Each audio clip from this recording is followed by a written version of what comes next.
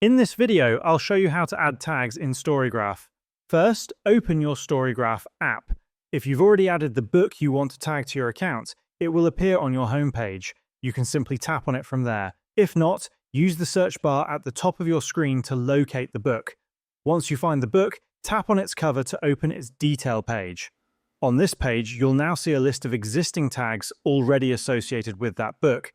To add a custom tag, tap the tag icon next to the list of tags. You'll be presented with a text box where you can enter your custom tag. If you've previously used other tags, you'll see them suggested below as you type. You can select one of those or continue entering a new one. Once you've typed your tag, tap Update, and it will be added to that specific book. To view all the custom tags you've added to different books over time, tap on your profile icon located at the bottom right corner of your screen. Scroll to the very bottom of your profile page. Here you'll find the Tags section.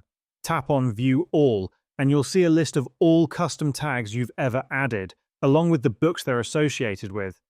This feature is helpful for organizing your reading into personal categories, tracking themes, or even grouping books by mood or purpose. And that's how you can add and manage tags in StoryGraph.